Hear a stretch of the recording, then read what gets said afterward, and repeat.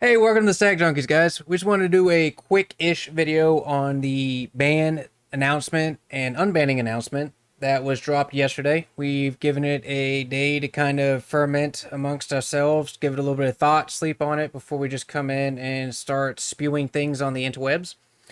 Basically, what happened yesterday is Golos Tireless Pilgrim was banned and Worldfire was unbanned. Yes. And we're going to give you guys a quick discussion of our thoughts on that, kind of like we did with the whole breacher, except this time we have Shane here Hello. to kind of bounce thoughts off of. And surprisingly, this time we're not on opposite fences, Not but opposite. you're taking my usual approach, Yeah. and I'm taking your usual approach. The So, crazy screaming at the fence. Yeah, that's me over this whole thing. He's more yeah. of the, I don't like it, but whatever, which Like, is how I usually am. I knew So. Shane was very dead serious about this and was quite upset when I looked at our Twitter and we had a survey. Yeah, we have a poll. I already said my opinion on the ban and unbanning, but not only that, we do have a poll. It's simple. Do you think Golos should be banned or not banned? Should be up for another 2 days, I want to say I said it to. But I just really wanted to see what the community thought because, and we'll talk more about this later, a big uh, reason that the RC decided to ban this is because people found it unenjoyable or thought it should be banned was their reasoning, I guess, is the best way to put Yeah. it. So I was curious if people out in the wild actually felt that way, or if maybe it was a bit skewed result or something like that. Just curious. Spoiler, from what I've seen, most people didn't. Yeah, most people Most people didn't. didn't. Yeah, Now, I did see a lot of people jumping on bandwagon, which happens Sure. a lot when bans happen and, It does, and yeah. stuff like that. But I had not seen anything online with anybody bitching about Golos ever. I was about to say, no one's been like, oh, Golos is a terrible commander to play against. Oh, I hate it. Oh, he's so unfair. Nothing like that. I mean, sure, people have been like, oh, Golos is strong. I have Yeah. not disagreed that one bit, but it's more what he brings to the table, which we'll discuss later on. Yeah. So real quick, we'll just kind of go over exactly what the rules committee said as far as their reasoning. Essentially, this is exactly what they gave out. I'll read the highlighted portion to you real quick, and then we'll have a quick discussion on it.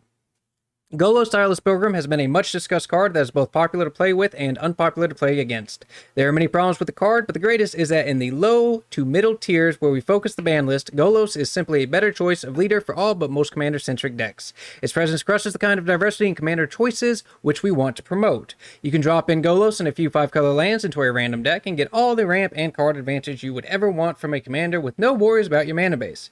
Golos' ability effectively reduces the commander tax to 1. And once you hit 7 mana, with Golos assuring that you have Ruberg, which is white, blue, black, red, and green for those who do not know, and helping you get there quickly. You don't need to do anything for the rest of the game except cast spells for free, something we always want to be careful about.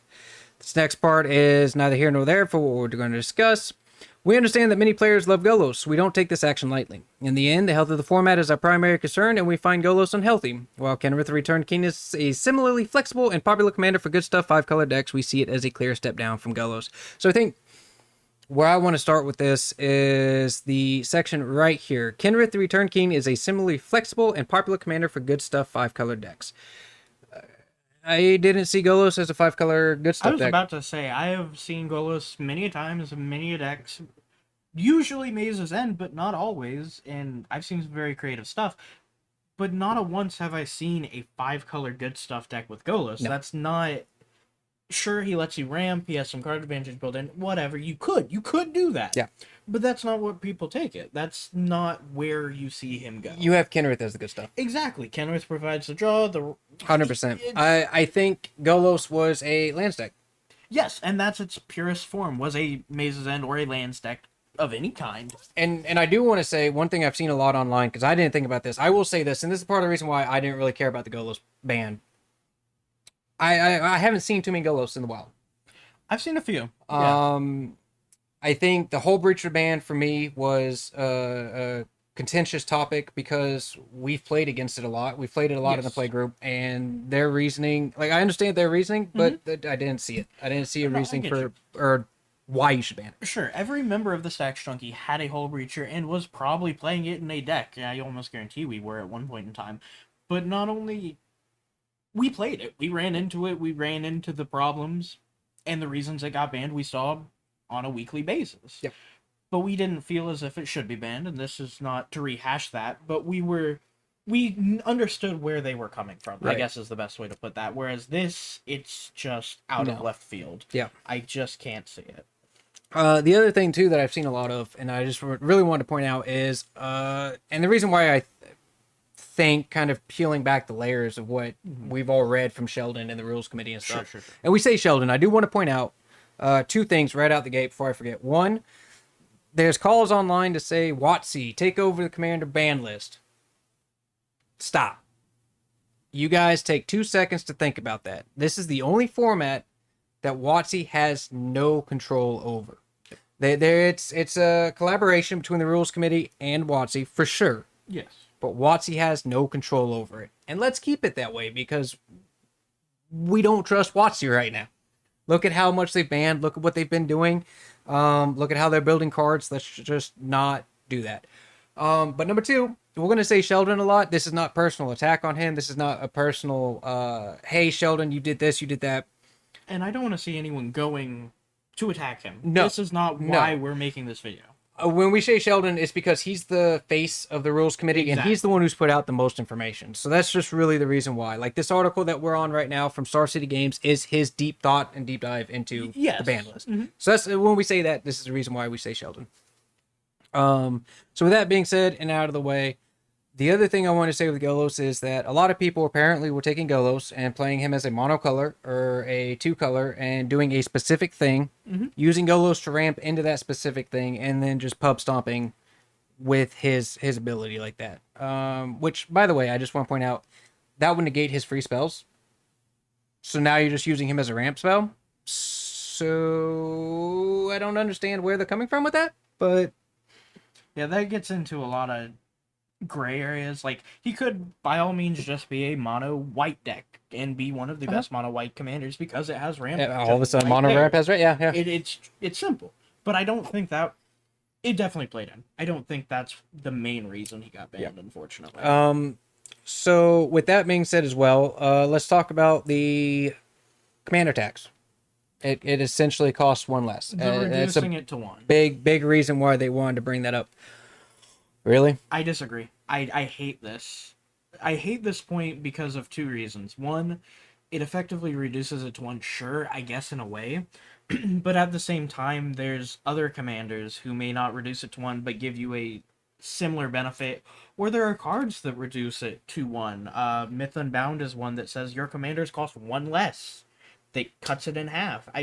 You don't need a commander to reduce it. But going on to that, there's another popular card, or a commander, Lord Windgrace. His -3 is put 2 lands from a graveyard onto the battlefield. In a Jund deck, a deck that likes the graveyard, likes lands there, to keep putting it out, that's easily achievable. Oh, I -3 Windgrace. Oh, it dies. I -3 Windgrace again. Paying for the commander tax, plus having the land per turn to play and just get even further ahead. So I don't buy this whole one commander tax BS. Plus there are other options. I mean, that's just some off the top of my head. Just as other options, this is not exactly the same realm. No. But I do want to point out a nice little card called Derevi, Imperial Tactician. Most of it on here we're just going to ignore. But the key point that I want to point out is you pay 1, a green, a white, and a blue, put Derevi onto the battlefield from the command zone. 0 commander tax. No commander tax. Rest of the Just game, your comes commander right will out. always be 4 mana. Just and boom. that combination. And you can also do it on other people's turns. Exactly. So the whole commander tax ruling it makes no sense to me. It's No, I BS. agree. And there are so many other options we could go down the list. Yuriko, Tiger Shadow, Tasker, the Golden Fang, all of those in one realm or another get around commander tax. 100%. So this whole reduces it to 1 is a flimsy reason at best. It is. I just can't. I can't get It is. And that's also assuming, I mean, granted, Golos is a commander-centric deck. If you're building a Golos, you want Golos out on the battlefield. Yes. So you're building around Golos. Sure. But I do want to point out, the way that they worded that and the way that they bring it up, it almost makes it sound like they want you to play your commander and have your deck built around your commander. Which isn't something that all decks are. No. I mean, I had a deck at one point that was oops all spells, and the only reason why I had a single creature in it was the commander, because you had to have the commander, and I never cast him. The deck had him just for the colors. That was it. And there are a few decks that I've seen that they just want that color. Which, by the way, just thought of, that's the theme deck. It is a theme deck. It is. So there you go. Which, I mean, we'll go ahead and go into that. So segueing into that, I swear public school did me so much good. The part of this is their explanation a little bit of Golos and the banning for him. This is just what the card does on the battlefield. It also has an impact on the format itself. It is simple presence means that some other commanders don't have a chance, and that's not a good circumstance. Right off the bat, that pricks me the wrong way. I don't care about the Golos ban that much, but the wording that they used, and this is the wording that one of the pieces that I have problems with. Yes. They're trying to force commanders. They're saying that this commander doesn't give other commanders a chance to play. Well, first off, that's not true at all, I don't think. I disagree completely with this, yeah. How many commanders out there? You have a choice to play whatever you want. And this is just merely an option. I mean, there are some deck ideas that couldn't even get off the ground in some ways without, proper ramp or proper 100%. card draw or whatever the case may be. Golos just allows you to have the key to start that engine. I mean, 1 or 2 casts and you're getting your deck off the ground. You may not even cast him again. And that defeats the purpose of, what it does on the battlefield. Whatever. You do 2, 3 TBs and you're done. You're doing your own thing. So this making others not have a chance, this isn't good. It's not good. And then continuing on, Golos is an easy default, so some of the Golos is an easy default, so some of the exploration of unusual themes and deck styles get lost. We kind of just went over that. That's kind of BS. Here's the part that I really want to focus in on. We really want Commander to be about the unusual, things like Doom-themed decks, Ladies Looking Left, and whatever wild things brewers come up with. Golos actively pushes quirky commanders and outside-the-box themes aside, leading to homogenization. That was actually pretty good. I do what I can. Yeah, Yeah. So I don't agree with this because they almost shoot themselves in the foot. It says, Golos pushes people in this direction. No, Golos is a lands deck that is fueled by maybe some cards in there that you'd like to cast for free. Sure, okay, whatever. But you can do any of those things with a Golos deck. And I challenge you to find me a better commander for them. Honest. The closest one would be Kenrith, and Kenrith is literally just 5-color good stuff. And that's the thing. Golos never was. I don't think. Golos was never 5-color good stuff. I mean, he could be made that way He for could sure. be. But you go out into the was. wild and maybe 1 out of every 3, 5 even. Yeah. That's ridiculous. And here's my thing on this. For the longest time on the internet, you'd see people saying that Sheldon and the Rules Committee was trying to force the commander format into their own personal view. This is what we want. You play it like this. I always said this BS because all the bannings, I understood they had reasoning, and I'm like, I don't agree with it, but fine, your reasoning's there. It's solid again. Yeah. This is the first time where they just straight out and come out and say, we want. I don't think they've ever talked about they wanting to ban mid to lower tier, focusing on that play group outright. I think they've kind of hinted and danced around it, but They've I don't think hinted ever at it, but this said is the first time they've been. And if we're wrong, just let us know, guys. Sure. I've looked around real quick, didn't really see anything. But they specifically say, we really want Commander to be about the unusual. Things like Doom-themed decks, Ladies Looking Left, and whatever wild things brewers come up with. That's not what we want. I mean, it is. We want the freedom to build whatever we want. We want the ability to be like, I want to build this theme. What are all the possible options? And I have, at some point down the road, once I finalize and get it built, I have a theme deck that's literally not... It can't win. It's my combat engineer deck, and it's not going to be able to win. The whole point of that deck is to pick a person at the table, and that person wins. That's a theme deck. Completely king make. And that's fair. If that's what you want to build, that's fine. Exactly. And so that's great. Let's do that. But at the same time, on average, we like playing cutthroat, high-level, dysfunctional gameplay. Yes, 100%. And not what they're looking for. And so this ban affects us directly in that regard. It's collateral damage. For what? It really is. And I challenge anyone to be like, this is my Golos deck. It wins turn 3 to 4 consistently. And it's a competitive build. If they by all means, if they can do that, I will be impressed. I mean, you But- said that it's a possibility. I mean, you dropped $10,000 into it. I'm betting you could do it. Fair, but then what is it? It's a 5-color combo deck. That's what it 100%. is. Which there's 5-color combos decks with Kinrith. Yeah, Who's a better It should option? be a better option. Yes, I don't disagree. So I don't disagree. not having all the options It's- is limiting to people. It's just annoying Oh, without a doubt. having them come out actually and say we're doing this for this Yes. reason, and it's kind of pigeonholing. Like on one hand, you say we want to breed creativity, and then on the other hand, fuck your creativity. I was about to say you're making sure that creativity fits in this small box. Yeah, and for the first time, I'm actually on the internet side. I know it's kind of weird That is weird. being on the internet side. I'm not often there either. So yeah, that's kind of where I'm at with Golos. I don't really care about the Golos specifically. More so the wording, the direction that we possibly could be going in, because this means there's more bands coming down the road. Okay, so this is a great segue as far as like the banning and the futures go. This article was actually published by a member of the rules committee, if I'm not mistaken. I don't remember exactly who off the top of my head, but this is them discussing popular commanders. Sheldon Minery. Oh, by Sheldon. Okay, I knew that. I just wanted to bring it up that, this is directly from Sheldon. So this is directly from Sheldon. Help But out this- your point a little bit. I appreciate it.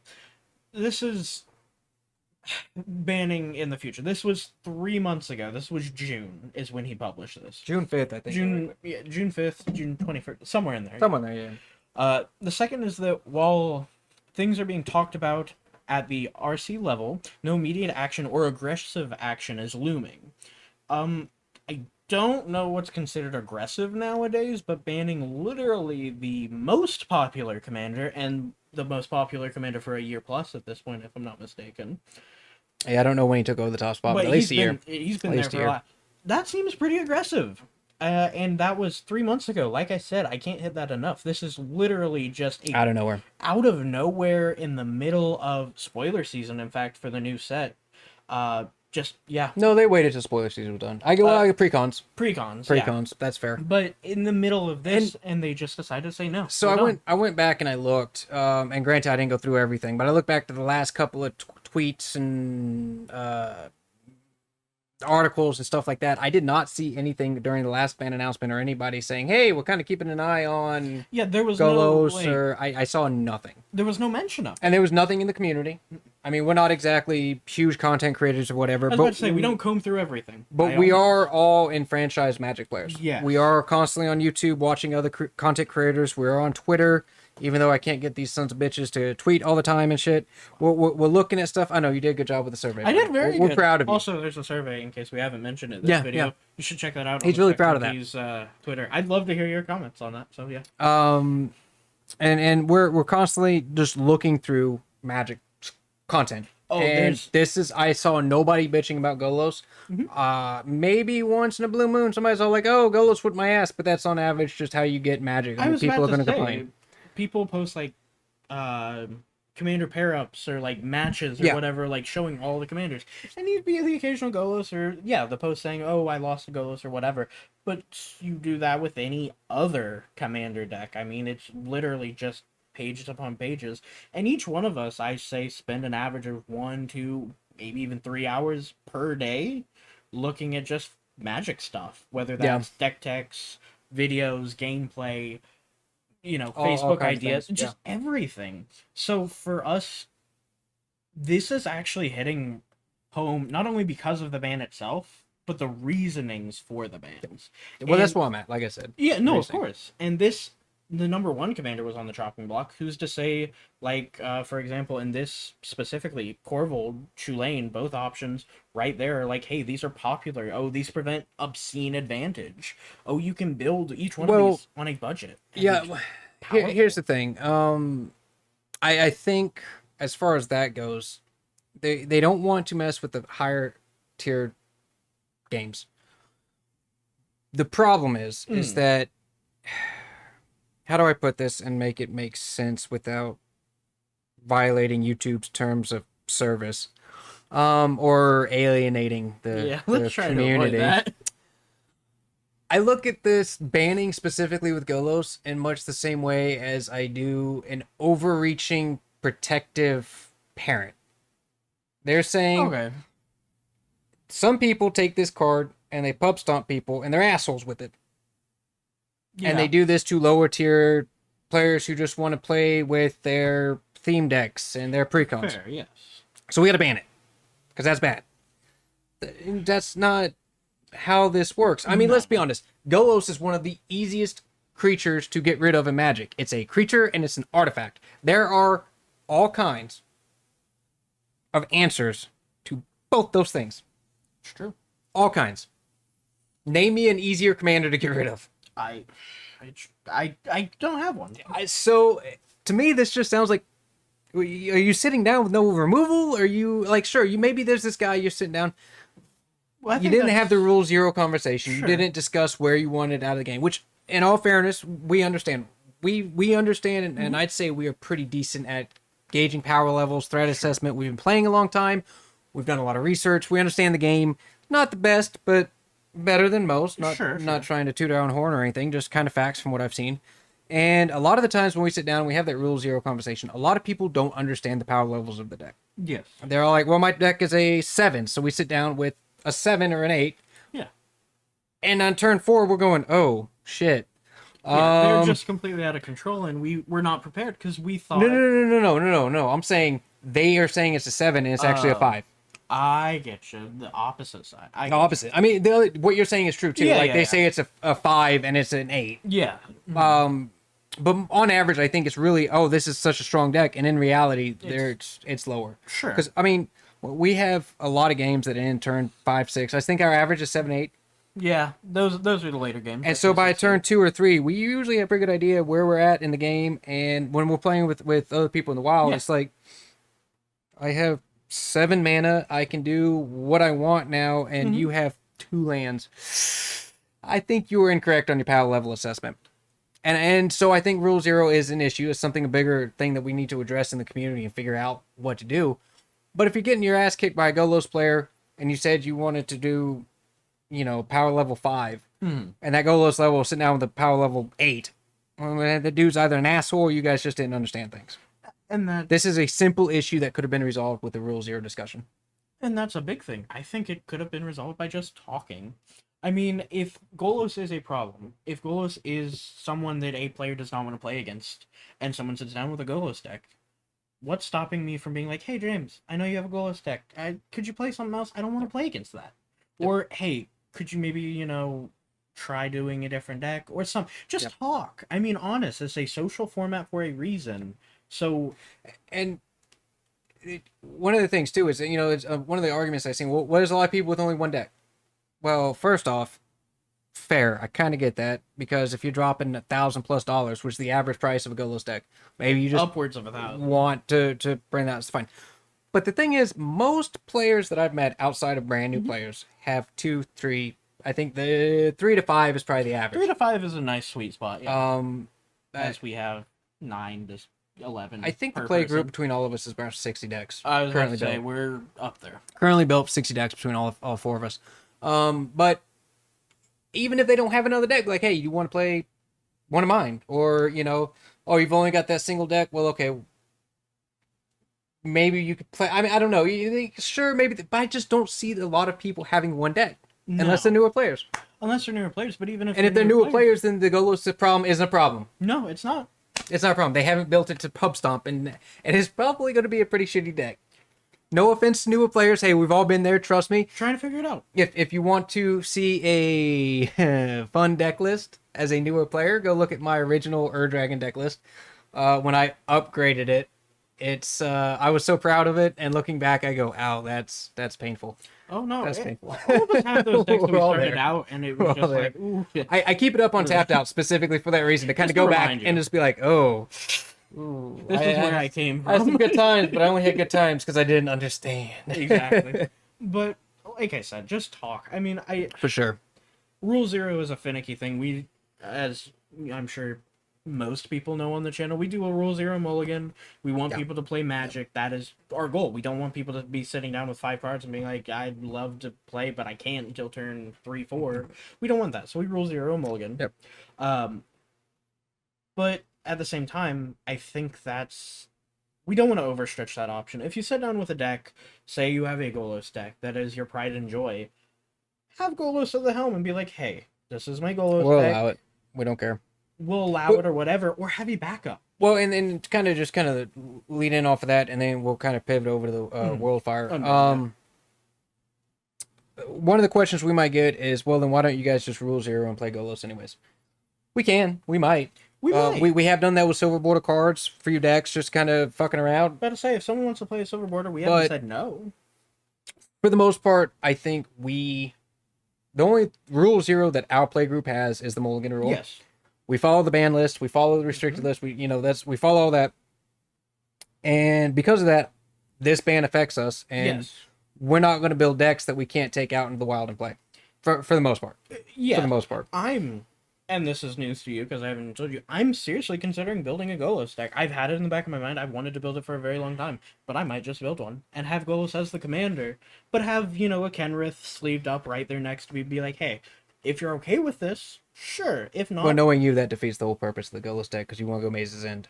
Yes, exactly. Yeah, so it just defeats... Yeah, I know. I know your playstyle, sir. I know your playstyle. They don't know me, I swear. But that's what I'm saying. Have an option, have a backup. Yeah, you can always have a backup in rent, for sure. Yeah. For sure. So Rule Zero is effy, but just talk. So kind of just pivoting over from Golos and our general thoughts over on the band, because I think that's really where that's this something hit I us. Wanted to hit. Yeah. Yeah, and like I said, I wanted to hit we've definitely forgot things, and we've gone way longer than we planned on. We even have a little bullet point outline that we can't follow because God help us. But the other end of this that happened yesterday for the ban announcement was Worldfire is unbanned, and I will go ahead and let Shane kind of read off how that works. So Worldfire is a sorcery at 9 mana, and it says that exile all permanents, all cards in all hands, all graveyards. Each player's life total will become 1. Who wouldn't want to play against that card? Just most fun you could have at a game. Anyway, not the point. Worldfire has been was banned due to problematic interactions with floating mana and having access to your commander. We want to foster a commander environment where 8 and 9 mana spells are viable and likely to show up in a game, so we evaluate that expensive ones in that context. Okay, that's fair. They talked about the commander. I'd like to hit on that later on. Unlike Coalition Victory and Biorhythm, which we continue to believe are problematic in that environment, the level of effort needed to make Worldfire effective is significant that we suspect it will not be as much of an issue. There are already cheaper ways to do similar things in the format. We believe the social contract and the robust pre-game discussions will keep Worldfire out of the game in which it doesn't belong. Yeah, so we already kind of went over the pre-game discussion. Well, that seems to be the end-all be-all, the catch-all, if you will. Talk about it. If you don't like a deck running Biorhythm, or you think that'd be unfun, if you don't like a commander deck with Golos at the hem... Just so we're clear, Biorhythm should be banned. That is a broken as fuck card. Yes, Biorhythm's good. There's also a creature version, and it does the exact same thing. Don't disagree. I'm just saying. Anyways. Broken as fuck. But yeah, I think it's extremely funny that on one hand they say Golos is powerful, don't play it. On the very next hand, they say Worldfire is unbanned, talk about it. Yeah. Well, you're coming at me from two different angles, guys. And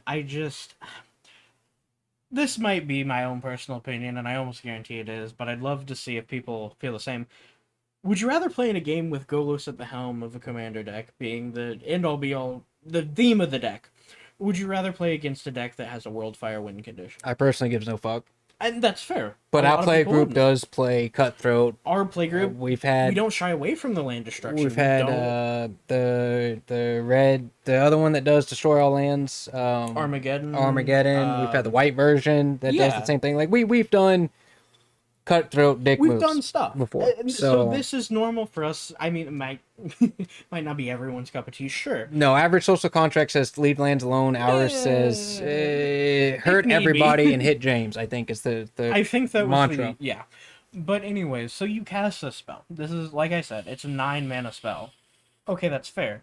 And you only have access to your commander after it. I wonder what commander could break this card. Narset casting it for free.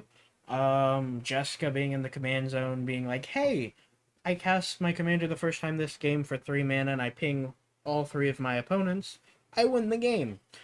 This does not seem like fun, fostering low to mid tier power level card. It seems Well, odd. I understand where you're coming from, and I think where they're coming from is because this is an 8-9 mana card. It's supposed to be played late game, and it's supposed to be hard to get to. I find that interesting. But I want to bring up 2 points on that. One, if you're going to cast Worldfire, why don't you have infinite mana Fair. to be able to do whatever in the world you want to? Because you're going to build around this a little bit. You're not just going to be... bit, yeah. And 2, I can get 9 mana turn 3 or 4 easy in some Possible. decks. And I mean, our average, like I was saying earlier, we end turn 7 or 8 and shit tons of mana everywhere. So it's not that hard to get to this mid game and just blow past all this. So this whole safety valve, I want to say, is what they're calling it, as a late game costs so As much. a late game. It makes no sense. It does in the context of mid to lower power level decks, sure. But what mid to lower power level deck is playing a Worldfire? No, I agree. I think this just doesn't make sense. And I want to touch on the late game kind of thing. I know a line just off the top of my head. There are many lines, don't get me wrong. But if I play an Academy Rector, I believe, if it dies, exile it, go get an enchantment. Play an Academy Rector, sack it somehow, get rid of it, put out an Omniscience, and then I just play Worldfire. Turn 4 if I haven't ramped. I mean, and this is an old card. It's an expensive card.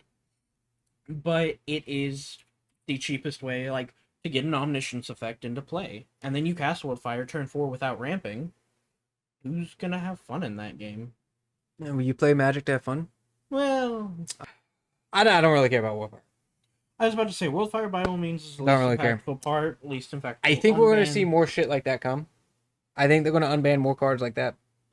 Because they're looking at this specific subsection of the game, which is mid to low power level. Sure. Which is fair. You got to look at it in a overall light. I mean, going back to the Golos thing, you have to look at this overall. Mm-hmm.